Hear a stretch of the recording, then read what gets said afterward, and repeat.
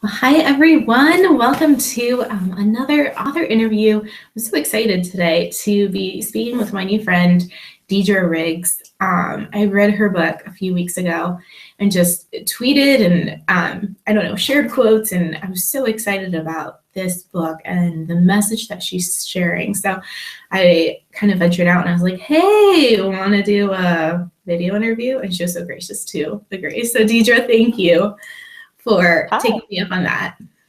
Well, thank you. Thanks for inviting me. I'm excited to be here. Yeah, absolutely. And welcome. We had some technical issues, which seems to be the theme of my life, but Yeah, I think we worked it out. I can relate. Yeah, no problem. Very cool. Well, I would love for you to take some time and just introduce us to you and your family and kind of the place where God has placed you.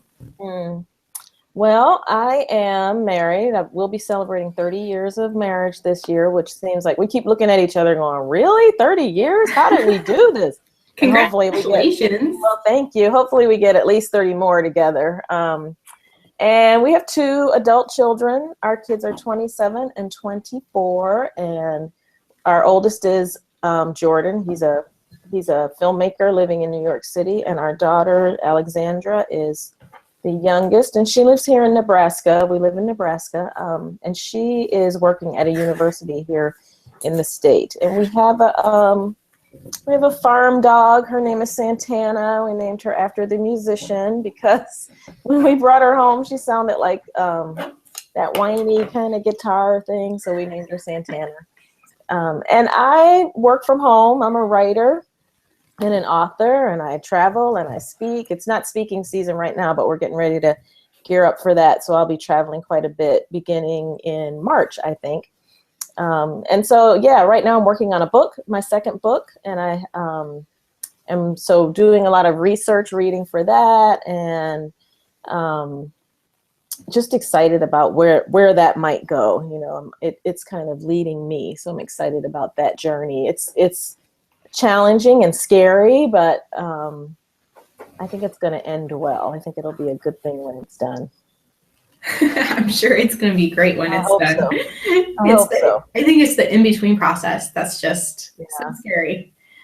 But yeah, it's hard because you don't know what you're doing. You have I don't. I should speak for myself as an author. I have no idea what I'm doing. I really am just following the words where they take me, and which is good for my personality, I think, because I tend to be less of a structured person and more fly by the seat of my pants, which is comfortable for me. But writing a book, I realize how uncomfortable that makes other people, because the book is flying by the seat of its pants and guiding me. And I'm like, come on, let's get some structure here. Let's get a direction. Where are we going?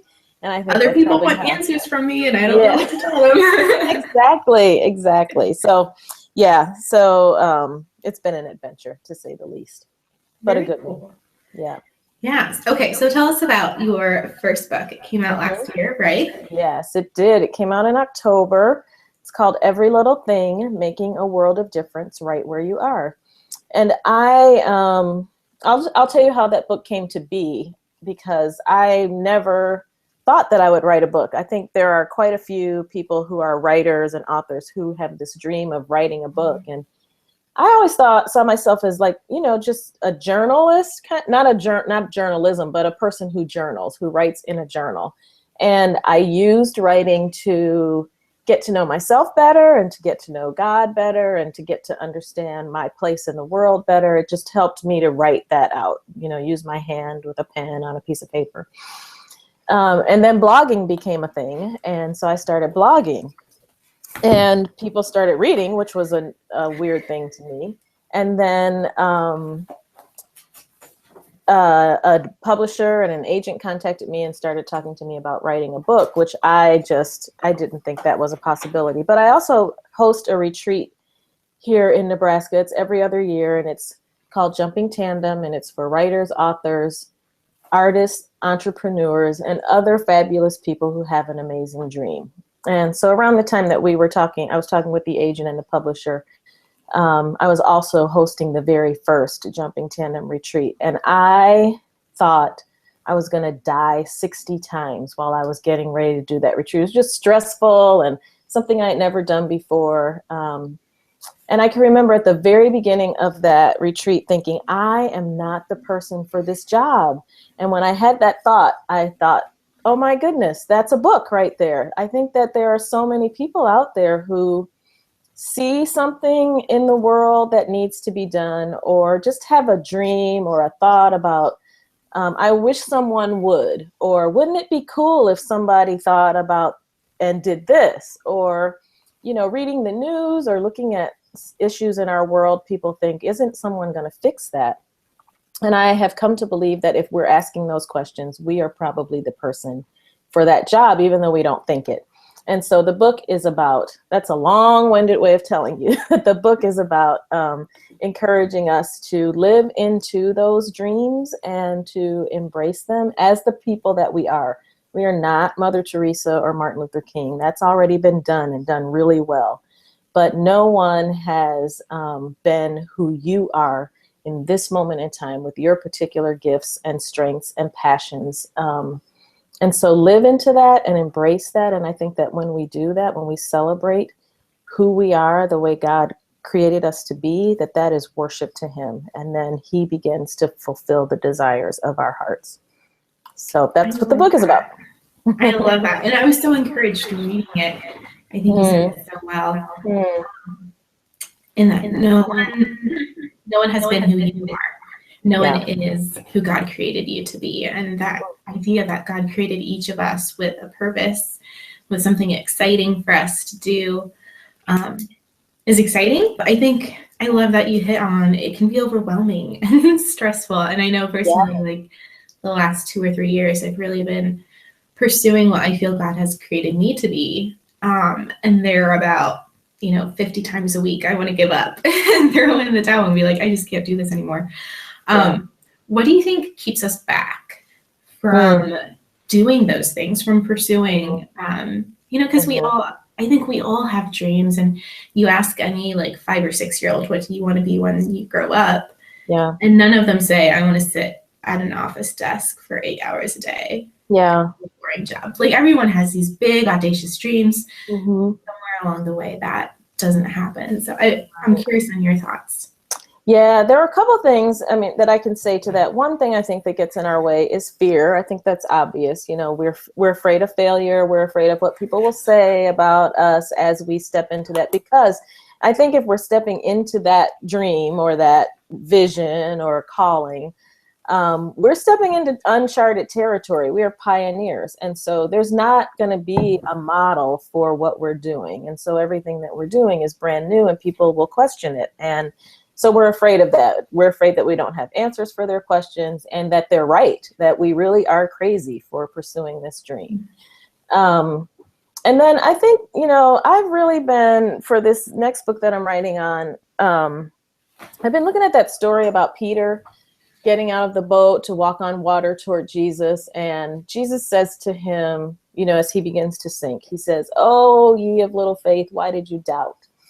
And I have been just, playing with that idea of little faith, because there are many, many times that Jesus says to us, all you need is a little bit of faith. You just need a tiny bit of faith, the size of a mustard seed, and you can move mountains. So I've been like, so what's the deal, Jesus? Why complain about Peter having little faith, but tell us that all we need is little faith? And I keep feeling nudged to that next line, why did you doubt? And so I've begun to think of that, "O ye of little faith," kind of as a term of endearment, that we are children in our faith, and Jesus knows this. And so when he looks at Peter, he says, "Oh, you of little faith," as a term of endearment. And the focus for us is, why did you doubt? You have this little bit of faith, but why did you doubt? And I think that is something else that holds us back, that we doubt the power of the Holy Spirit within us, and we doubt.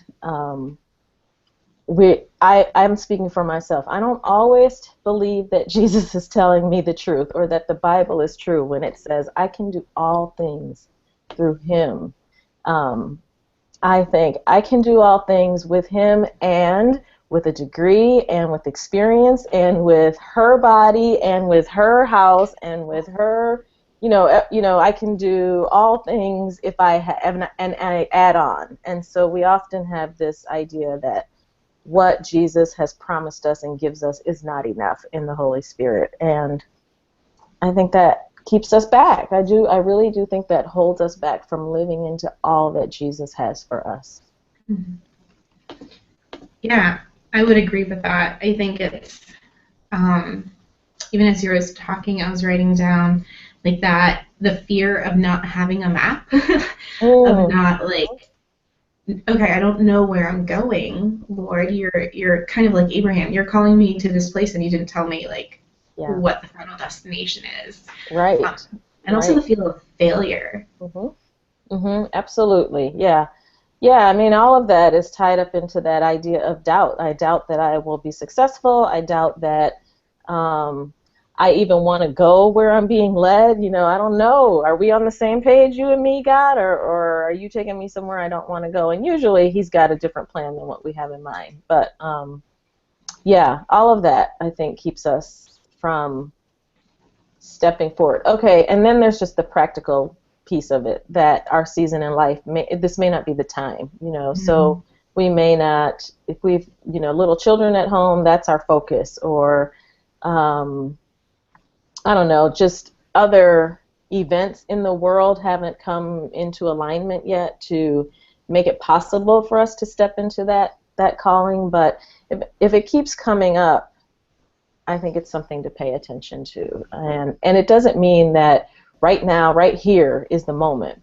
But God is growing in us and nurturing the gifts in us, and also in the people around us and in our culture and in our world, to make the timing just right for it to happen. If you think about Moses at the Red Sea, there was a lot of work, I guess, that went into separating that, to dividing that, and so that had to happen. The beginnings of that had to happen upstream, not right in that moment in time. And so God is always preparing the moment for us to step into and to live fully into our calling. So, yeah. I love that. And I was, before we started recording, I was sharing that I was getting some emails from readers in response to a recent campaign I sent out. Excuse me. And one of them was saying how this season of motherhood, it can feel like we're not really doing anything significant, or we're not really moving the needle, or building the kingdom in what we're doing. And I was thinking of a grain of wheat, or any type of seed, really, when you put it in the ground, like there are weeks when it looks like nothing is happening. And everyone gets excited when it begins sprouting and it comes out of the ground and it becomes this beautiful flower or a productive plant or whatever. But for that to happen, there has to be a season of being hidden and being buried and having work happen inside of the seed before those spectacular things can happen. And I'm just so encouraged that God continues to work in us when we say, okay, Lord, here I am. Do whatever you want with me. I am yours. You've created me for a purpose. And it's so encouraging for me to think that even in the trenches of motherhood and in the moments of, I feel like I'm not doing anything significant, God is actually working in our hearts. He's changing us. He's preparing us for things that might be down the road that we don't even see. All while we still get to serve in the here and now. Like, we still get to serve our family and our children and our husbands. But yeah, I love that picture of, just because you're hidden and buried doesn't mean it's lost. There's something precious happening. Yeah, you reminded me of a dream I had many, many years ago when my children were young. And I was in that season of feeling like, I would always ask my husband, what am I supposed to do? What's my thing?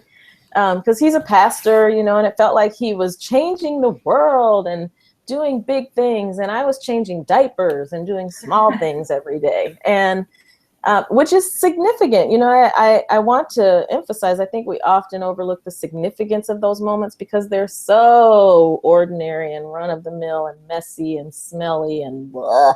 And we don't want to, I found it difficult to see that that was having any impact on the world, but it's an investment for the future. But I had this dream one night where I was walking on this pathway, and the pathway was very fruitful. It felt very purposeful. I was walking on this pathway, and over to the side of that pathway, there was a swing set. And on the swing set were my children. And I felt called or pulled over to the swing set off of this road that felt so purposeful to me. And I went over to the play set in this dream, and I started swinging with my kids and pushing them on the swings. And I just felt this this great feeling of affirmation. And so when I woke up, what I felt was that was like a blessing from God, saying, this is your season of life. And this moment in time where you are spending your time with your children is not for nothing. It is purposeful, just as that pathway felt. And the pathway, I could still see it in my dream. I could still see it from the swing set. It was still there, didn't go away. There were other people walking on it. And eventually I knew I was going to get back on that pathway too. So it's just, I don't know. I had forgotten totally about that dream until you just started talking. And so just sharing it for whatever it's worth. It was very meaningful to me in that season of my life to know everything. God's blessing is on all seasons of our lives, and it all has meaning and significance. And we, I guess, don't get to decide what is more purposeful than something else, that we live into the moment that we're in as it's brought to us. Yeah.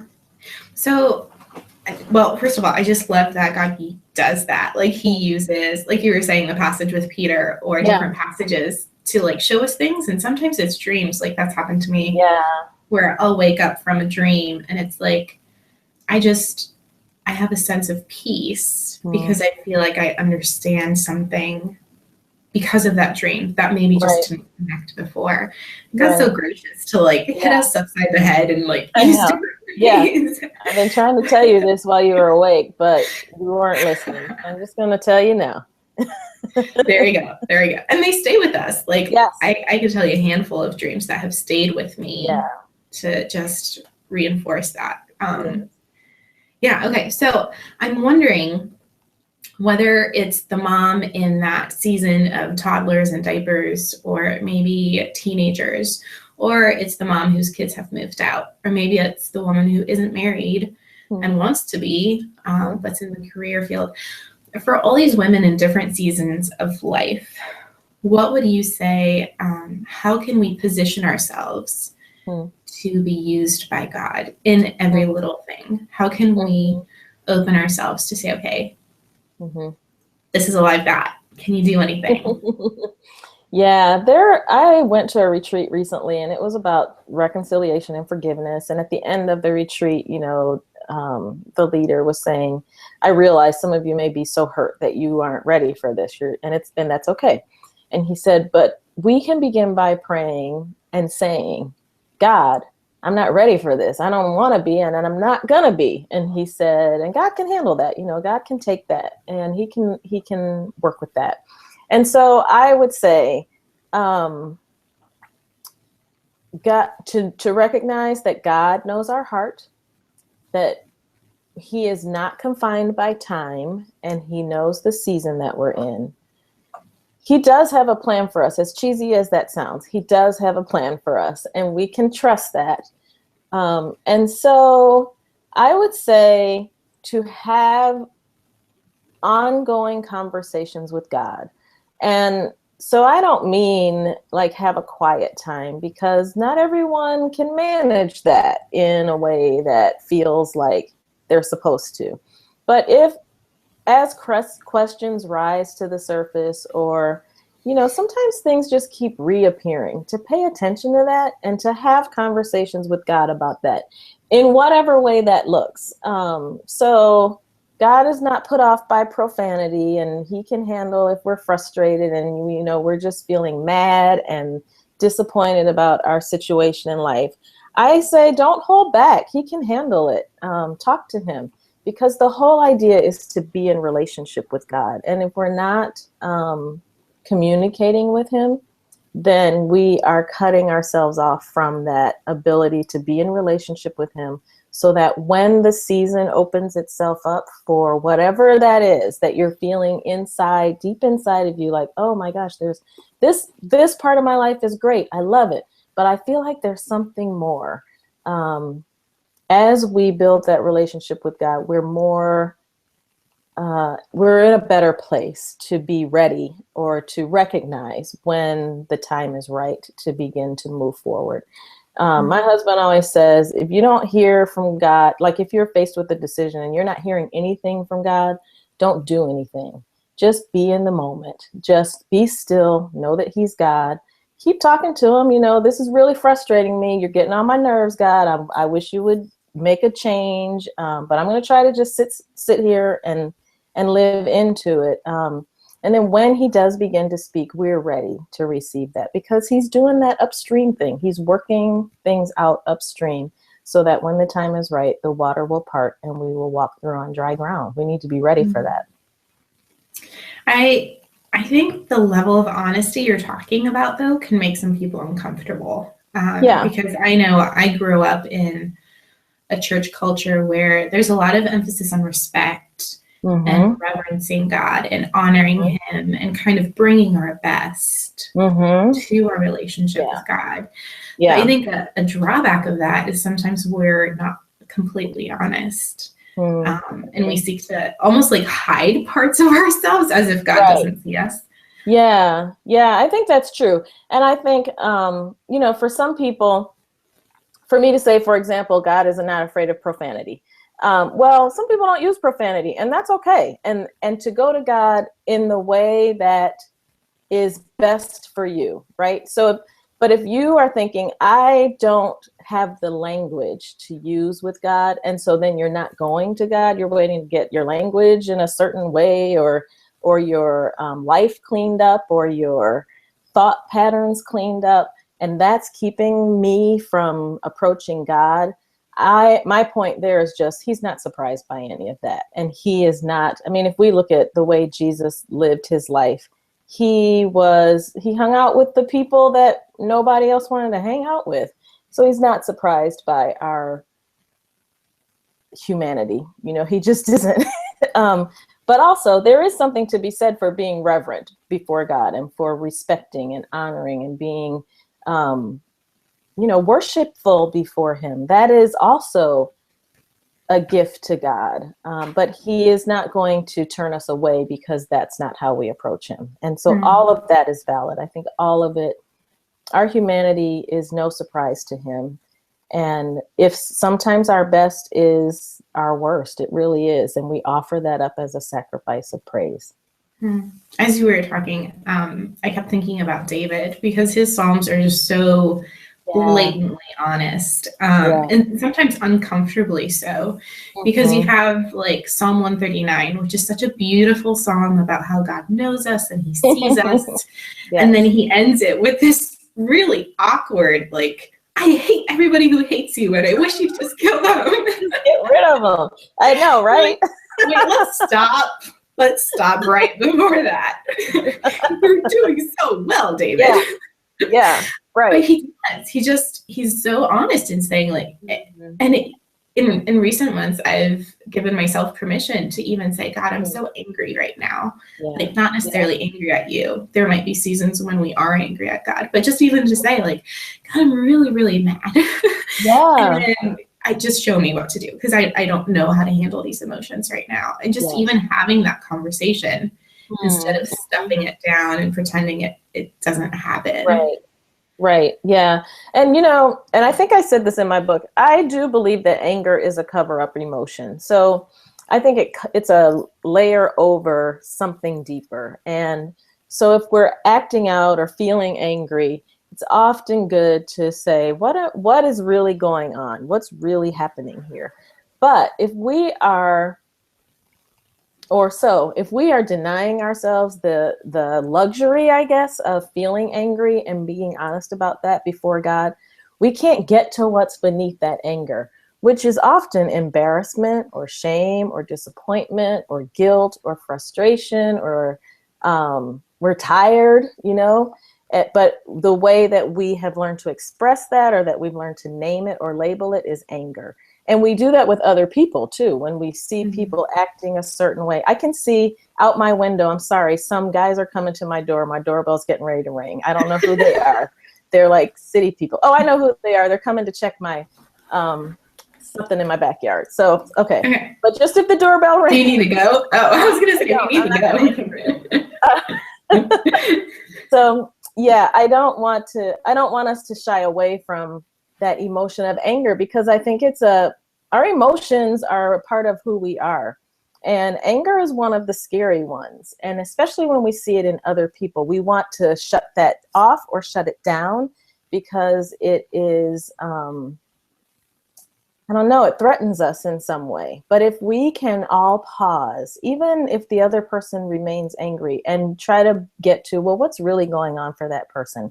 Maybe they are hungry, or frustrated, or tired, or maybe they're just really mad, and that's okay. But if we can sometimes get beneath the anger, we stand a better chance, I think, of being in better relationship. If it's with us, our own, being reconciled to ourselves, being reconciled to God, and being reconciled to others by being truthful about what it is that we're feeling.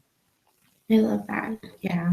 So taking a step back and looking at that with being honest with God and honest with our emotions.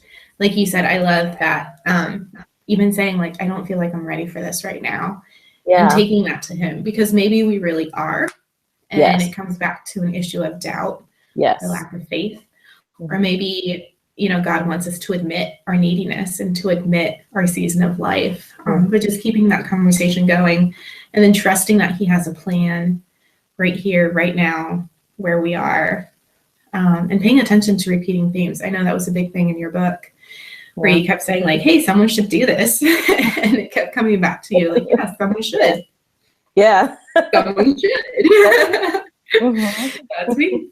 Well, I love this, and I've loved this conversation. I feel like we could just talk and talk and talk, and this would be great. We need to meet up in real life sometime and do that. Absolutely. Yes. I would love to know, do you have any closing thoughts or any encouragement for someone who maybe they are in a season where they're ready to move forward? Maybe they do kind of have an idea of, this is what I think God wants me to do, and they're ready to take that first step. What would you say to someone in that situation? Yeah, I would say do it. Yeah, and don't think that you're going to get through it all with ease just because it's something that God is calling us to do. And don't think that if it gets difficult that it's not of God. Continue to go through. I'm a strong believer in going through the doors that open. If no doors open, sit still, enjoy the moment of rest, pray, hang out with your family, do the stuff that fills you up, and you'll see another door open, and it will be spectacular. I think that God uses who we are. So it will feel comfortable to you. It will feel, in the best way it can. It'll still be terrifying, but it'll feel comfortable. It'll fit with your personality. And don't force stuff. Don't try to work something up. Just go with the flow. Go through the doors that open, and watch how God grows you to be more of who you are and more like Jesus. And use that as worship. Love that. Yeah. Just do it. Just do it. Just do it. And we're cheering for you. We're cheering for you. And yeah, it may feel lonely at times, but you're not alone. Yeah. And I think I would add to, that's great. I would add to that too, just remembering that the Holy Spirit lives in us. Yes. And he has equipped us and empowered us to do everything that he's called us to do.